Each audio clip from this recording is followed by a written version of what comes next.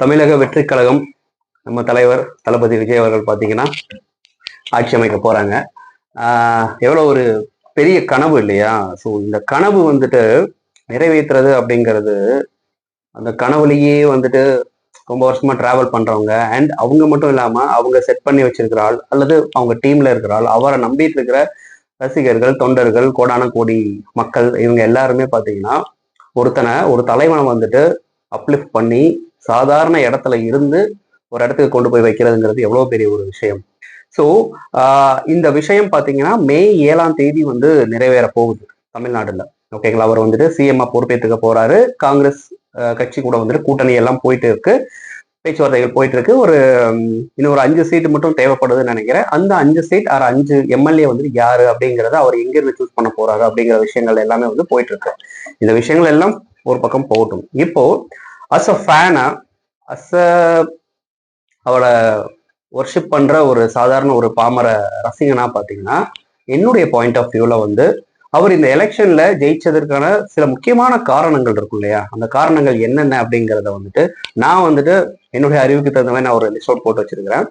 So நான் அதை வந்துட்டு ஷேர் பண்றேன். அதுதான் இந்த வீடியோ.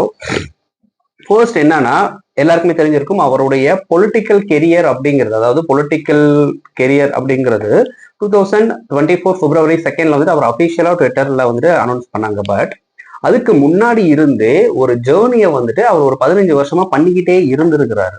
எனக்கு தெரிஞ்சு 2009 வேட்டைக்காரன் படம் ரிலீஸ் ஆகிற டைம்ல, டிசம்பர்ல படம் ரிலீஸ் ஆகிற ஒரு 1 வீக் பிஃபோர் பாத்தீங்கன்னா டக்குன்னு ஒரு விஷயங்கள் ரூமரா வந்துட்டு ஸ்ப்ரெட் ஆகுது. தளபதி விஜய் அவர்கள் பாத்தீங்கன்னா காங்கிரஸ் உடைய இப்ப பார்ட்டி தலைவர் ராகுல் காந்தி அவர்களை பாத்தீங்கன்னா டெல்லியில போயிட்டு வந்து மீட் பண்ணிருக்காரு அப்படிங்கிற மாதிரி. என்னடா இவர் அரசியலுக்கு வர போறாரா அப்படிங்கிற மாதிரி சில விஷயங்கள்லாம் போயிட்டு இருந்தது. அப்போ அவருடைய ஏஜ் அப்படிங்கிறது பாத்தீங்கன்னா 35 வயசு. ஓகேங்களா? அப்போ ரூலிங் பார்ட்டி யாரு அப்படின்னு பாத்தீங்கன்னா நம்ம டிஎம்கே அவங்க தான். ஸோ சன் பிக்சர்ஸ் அப்படிங்கிறவங்க தான் வேட்டைக்காரன் படத்தை எடுக்கிறாங்க.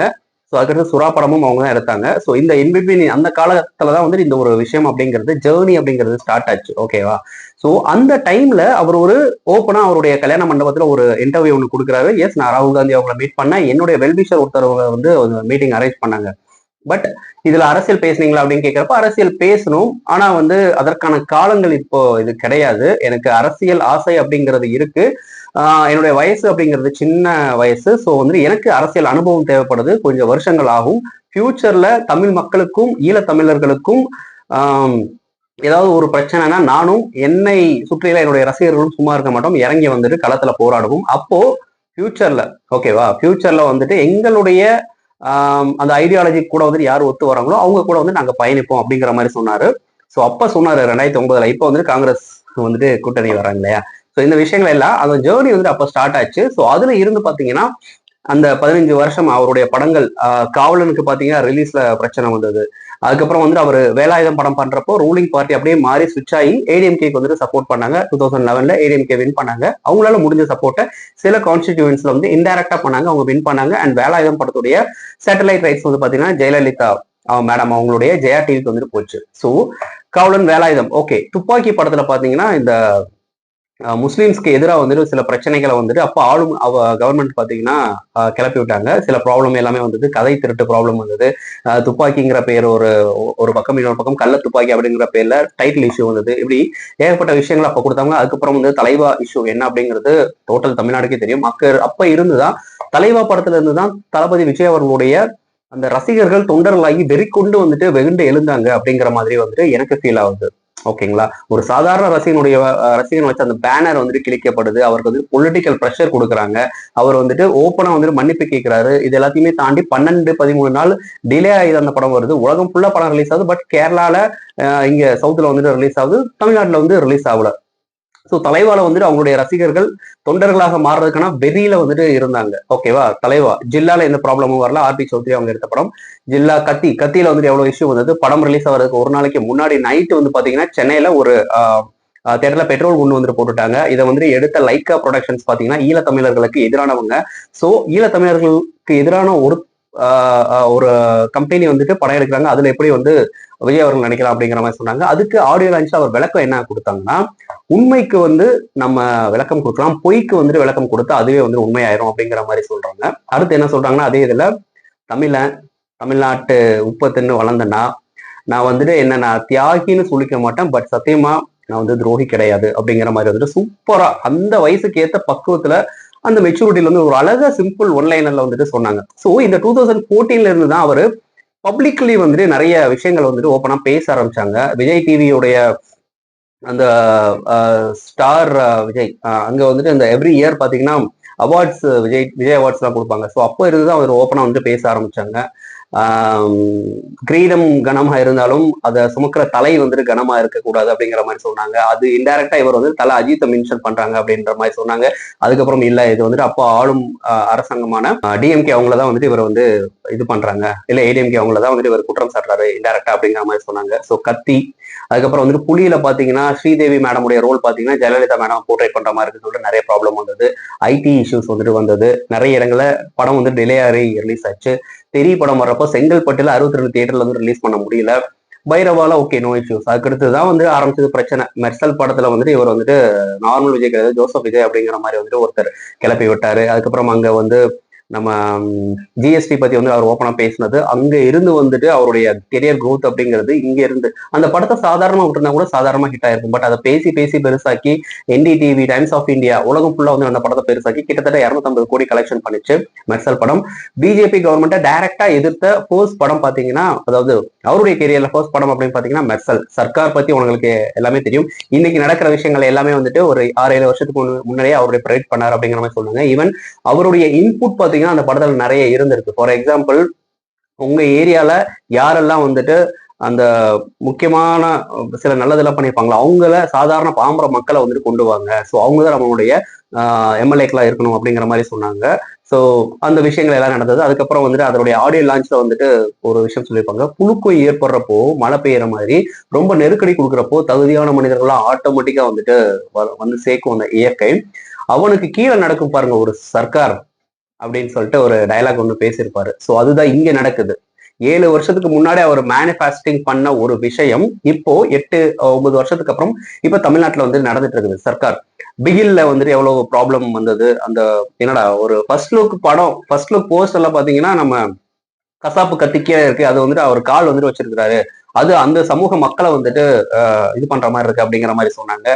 பிகில் மாஸ்டர்ல வந்துட்டு அந்த ஐடி இஷ்யூஸ் வந்தது. அதுக்கு தூத்துக்குடி மக்கள் எல்லாருமே போயிட்டு வந்துட்டு மிகப்பெரிய ஆதரவு கொடுத்திருந்தாங்க.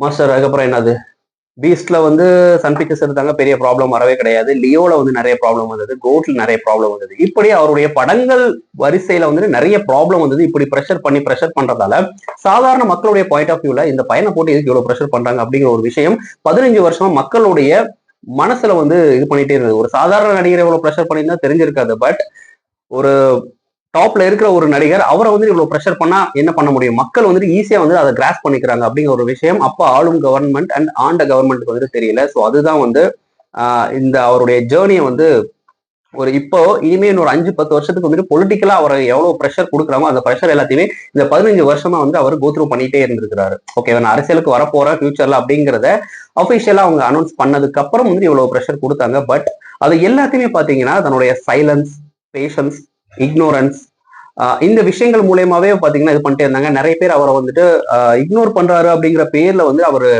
பொறுமையெல்லாம் இருக்கல, பயந்து போய் வந்துட்டு தள்ளி இருக்கிறாரு, எங்க இறங்கினா வந்து முடிச்சு விட்டுறாங்க அப்படிங்கிற மாதிரி வந்து சொன்னாங்க. இதுக்கு இடையில பாத்தீங்கன்னா 2016 ஜெயலலிதா மேடம் இறந்ததுக்கு அப்புறம் பாத்தீங்கன்னா நம்ம சூப்பர் ஸ்டார் ரஜினிகாந்த் அவர்கள் நான் அரசியலுக்கு வர்றேன் அப்படிங்கிற மாதிரி சொல்றாங்க. கமல்ஹாசன் அவர்கள் அரசியலுக்கு வர்றேன் அப்படிங்கிற மாதிரி சொன்னாங்க. நிறைய பேர் இவங்களும் அரசியலுக்கு வர்றாங்க, ஏன் வந்து உங்க தளபதி வந்துட்டு வரல, இதுதானே கரெக்டான நேரம். கலைஞருமே பாத்தீங்கன்னா அவரால் வந்துட்டு போராட முடியல, அவருக்கு வயசாகி போச்சு. ஸோ இது வந்து பெர்ஃபெக்டான ஒரு டைம் இல்லையா. ஸோ 2019 ஆர் 2021 வந்துட்டு இறங்கிருக்கலாம் அப்படிங்கிற மாதிரி சொன்னாங்க. பட் அது எல்லாத்தையும் இக்னோர் பண்ணிட்டு நம்ம வந்துட்டு களத்தை வந்துட்டு கவனிக்கும், நிறைய வந்துட்டு விஷயங்களை வந்து இன்னும் கோத்ரூ பண்ணணும், நம்மளுடைய ரசிகர் மன்றத்தை மக்கள் மன்றம் ஆக்கி வந்துட்டு அதை வந்து இன்னும் ஸ்ட்ராங் பண்ணும் அப்படிங்கிற மாதிரி சொன்னாங்க. அந்த காலகட்டத்துல தான் அவருடைய கவுன்சிலர்ஸ், அவருடைய கட்சியின் சார்பில் போட்டிக்கிட்ட ஏகப்பட்ட கவுன்சிலர்ஸ் வந்துட்டு ஜெயிச்சாங்க.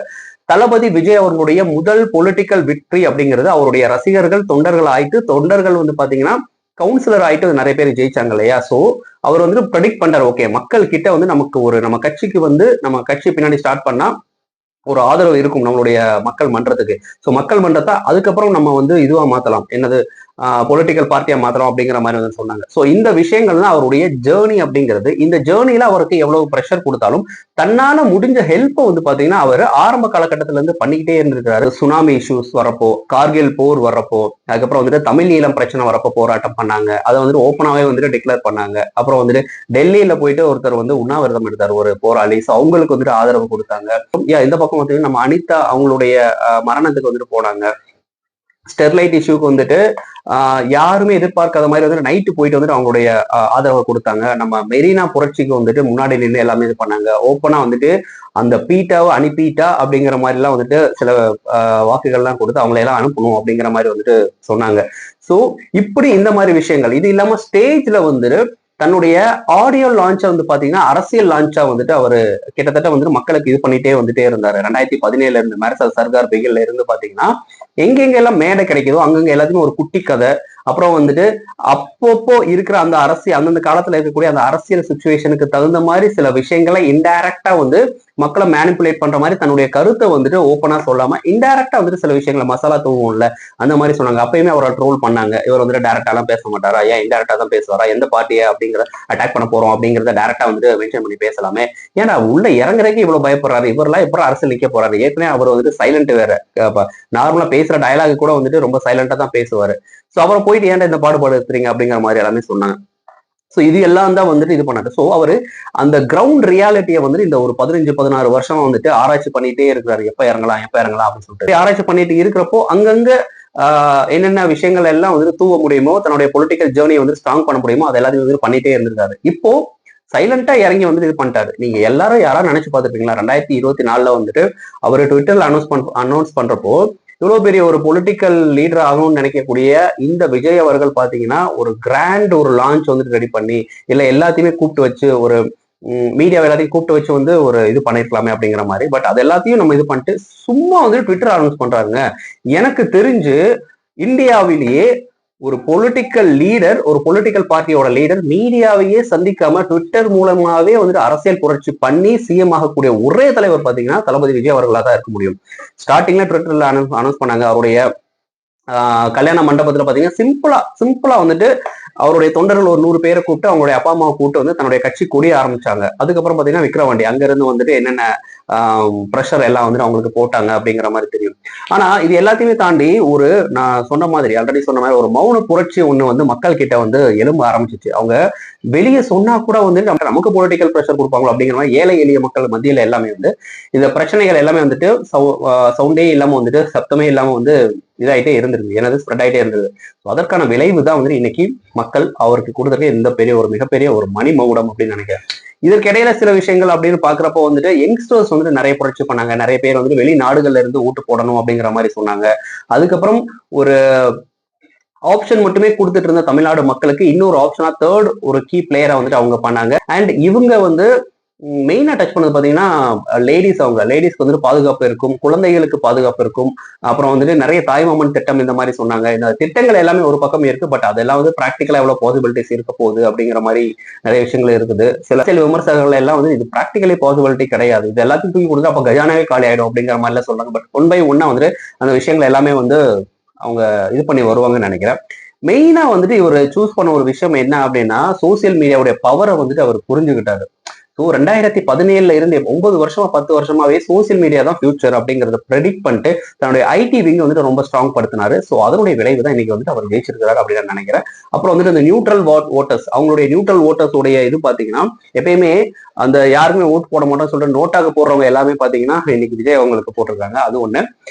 ஸோ இந்த விஷயங்கள் எல்லாம் தாண்டி வந்து மக்களுடைய பல்ஸை வந்துட்டு புரிஞ்சுக்கிறது, எந்த நேரத்துல என்ன மாதிரி வாக்குறுதிகள் கொடுக்கணும், எந்த நேரத்துல எந்த மாதிரி ஒரு ஜெனரேஷனை வந்துட்டு பிடிக்கணும்.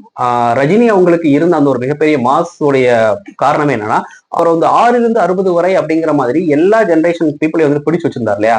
அவருடைய அந்த ஒரு பிளாட்ஃபார்மை வந்து பிடிச்சுக்கிட்டாரு விஜய் அவர்கள். அவர் தன்னுடைய ஸ்டைலுக்கு தகுந்த மாதிரி மாத்திக்கிட்டாரு. டான்ஸு, காமெடி, ஒரு மாஸ் ஓப்பனிங் சாங், குழந்தைகளுக்கு தேவையான எல்லா விஷயங்களுமே அவருடைய படங்கள் பாத்தீங்கன்னா எப்படிப்பட்ட படமாவே எடுத்துக்கோங்களேன். ஒரு சின்ன குழந்தை சென்டிமெண்ட் வந்து அந்த படத்துல இருக்கும். அப்புறம் ஒரு பெரியவங்களுடைய சென்டிமெண்ட், வயசானவங்களுக்கு இவர் ஹெல்ப் பண்ற மாதிரி, இப்படி எல்லா தரப்பு மக்களையும் பிளஸ் வந்து பாத்தீங்கன்னா ஒரு சாதாரண ஜனரஞ்சகமான கேரக்டரை தான் வந்துட்டு அவர் சூஸ் பண்ணுவாரு. ரொம்ப வந்துட்டு அஹெடான ஒரு கேரக்டர் அந்த மாதிரி விஷயங்கள்லாம் சூஸ் பண்ண மாட்டாரு. ஈவன் லியோ போட்டுக்கு முன்னாடி வரைக்கும் பாத்தீங்கன்னா சாதாரண கேரக்டர்ஸ் தான் அவர் சூஸ் பண்ண. ஸோ இந்த மாதிரி எல்லா தரப்பு மக்களையுமே கவர்ந்து இருக்க தேவையான விஷயங்களை அங்கங்கே தூவிட்டே வந்துட்டு இன்னைக்கு வந்துட்டு ஒரு மௌன புரட்சி மூலியமா, சோசியல் மீடியாவுடைய பவர் மூலியமா, பிளஸ் என்னால முடியும் அப்படிங்கறத வந்துட்டு அவரு நம்பினாரு. அந்த மேனிஃபெஸ்டேஷன் உடைய பவர் என்ன அப்படிங்கறத வந்து அவர்கிட்ட தான் கத்துக்கணும். யாராவது நினைச்சு பார்த்திருப்பீங்களா 2024 அவர் ஆரம்பிக்கிறப்போ அவருடைய கட்சி தொண்டர்களே பாத்தீங்கன்னா என்ன ஒரு சீட்டு ஜெயிப்பாரு 2 சீட்டு ஜெயிப்பாரு அப்படிங்கிற மாதிரி தான் சொன்னாங்க. ஆரம்பிச்சதுக்கு அப்புறம் அவருடைய ஜேர்னி எவ்வளவு ப்ரெஷர் இருந்தது, அதுக்கு முன்னாடி எவ்வளவு ப்ரெஷர் இருந்தது, ஈவன் பிஃபோர் அவருடைய ரிசல்ட் வர்றதுக்கு சரி எலெக்ஷன் நடக்கிறதுக்கு 1 மாசம் முன்னாடி பர்சனலா வந்துட்டு மிகப்பெரிய ஒரு அலிகேஷன் வச்சு முடிஞ்சு அப்படிங்கிற மாதிரி சொன்னாங்க. கடைசி அஸ்திரத்தை வந்து நம்ம எரிஞ்சாச்சு, அவ்வளவுதான், இனிமே விஜய் வரமாட்டாரு அப்படிங்கிற மாதிரி சொன்னாங்க. அதையும் தவிடு பொடியாக்கி வந்து பாத்தீங்கன்னா அவர் ஜெயிச்சு காட்டினாரு. இதுக்கு முன்னாடி எடுத்தீங்கன்னா அந்த கருத்து கணிப்புகள் எல்லா இடத்துலயுமே பாத்தீங்கன்னா பொய்யா வந்து சொன்னாங்க. அது எல்லாத்தையுமே வந்து டைம்ஸ் ஆஃப் இந்தியா நினைக்கிறேன் அவங்க மட்டும் தான் வந்து கரெக்டா ப்ரெடிக்ட் பண்ணி வந்துட்டு சொன்னாங்க. இப்போ அந்த கம்பெனியோடைய ஷேர் அப்படிங்கிறது வந்துட்டு எங்கேயோ போய் நிக்குது. ஜனநாயகத்துல இருக்கிற மிகப்பெரிய ஒரு சக்தி, மிகப்பெரிய ஒரு தூண் பாத்தீங்கன்னா ஊடகவியலாளர்கள்.